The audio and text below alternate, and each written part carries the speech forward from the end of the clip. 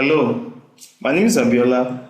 In this video, we are going to be assigning an IP address to my PLC using BootP DHCP server. In the other video, we were able to assign an IP address to the PLC using the serial ports. But in this video, we're going to be assigning it through BootP DHCP server.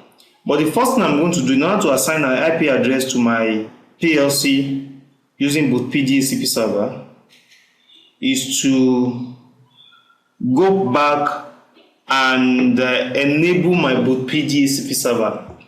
In the other video, you notice that I selected static, and when you select static, what it means is that you want the IP address you assign to the PLC to be static. It won't change. But now that I want to use the BootP DHCP server, I need to enable it because it was disabled the other time. You are going to see what I'm trying to say now. So I'm seeing address rule. If you drill down to your Ethernet ports, you right click and go to module configuration. I'm going to click on port configuration just like I did before. Now you see that when you select static, BootP DHCP, you can see use BootP to obtain network configuration, use DHCP to obtain network configuration are both disabled. But now that I want to assign an IP address to my PLC using BootP DHCP server, I am going to select dynamic. Of course, I think I've explained that before, that if you use dynamic, what it means is that each time you power cycle your PLC will be requesting for another PLC, even though it is possible for you to disable that from BootP DHCP server. So what I'm going to do now is I'm going to select dynamic, and when I select dynamic, it means your static is now disabled. So that's what I'm going to do now. So let me select dynamic, as you can see. So what it means is that when you select dynamic, it is not possible for you to assign an IP address to your PLC from here using the static. So I can't. As you can see, it is grayed out. Now, you can see the use BootP to obtain network address is already selected. All I'm going to do now is to click on apply, and I'll click on OK. So what it means now is I've enabled my BootP. So now I'm going to open my BootP.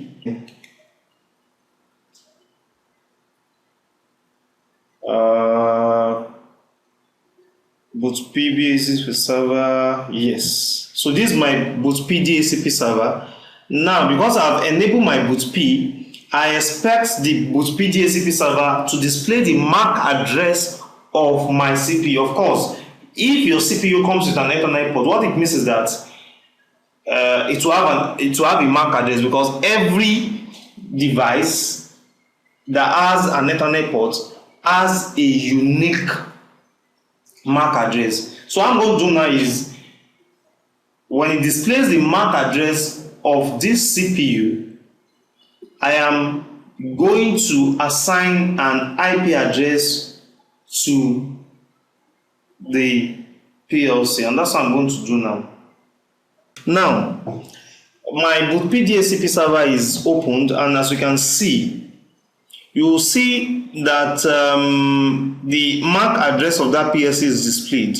So what I'm going to do now is I'm going to double click on the MAC address of that PLC which the BootP DHCP server has displayed, and from there I'm going to assign an IP address to this PLC. Okay, so this is the MAC address. So I'm going to assign, I want to assign a new address to this PLC, a new IP address to this PLC. The last address I assigned was 22. I'm going to change that. It is still 192.168.0. Let's use 33 now. Okay, I'm going to click OK. Now, what it means is that I have assigned an IP address to this PLC using my BootP DHCP server. Like I said before, when you use BootP DHCP server to assign an IP address to your PLC, it is a dynamic address. That does not mean that the address we have assigned, which is 33 in my own case here, it's constant. It is possible for the address to change, each time you put on the PLC to request for another IP address. But what I'm going to do now is that I'm going to select this from the relation list. So this is what we call the relation list. I'm going to select what I just assigned, and I'm going to disable bootp DHCP server. The reason for doing this is because I want the IP address I have assigned to this PLC to remain constant. I don't want it to change. So I want the IP address to remain 192.168.0.33. So I'm going to disable it now, so that when I put on my PLC, when I put it up and put it on again, I don't want my PLC to request for another IP address. So I'm going to click on disable bootp DHCP server.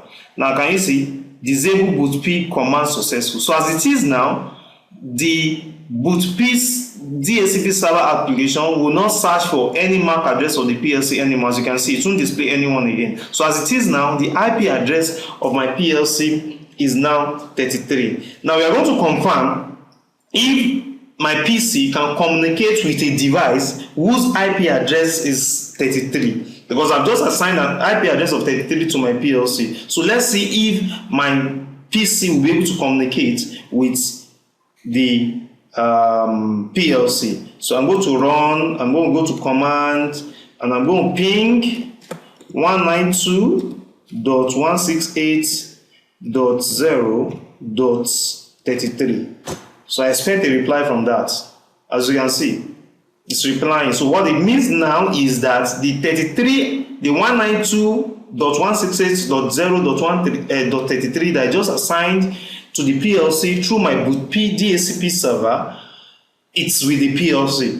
Now I'm going to do something just like what I did before. Let me try and ping 192.168.0.22, which was the last address I assigned to the PLC through my serial port. Let's see if that IP address is still functional. Definitely not. I'm not going to be able to communicate with that address or with the CPU with that address, just because I have changed the address from 22 to 33. As you can see, it's saying request timeout.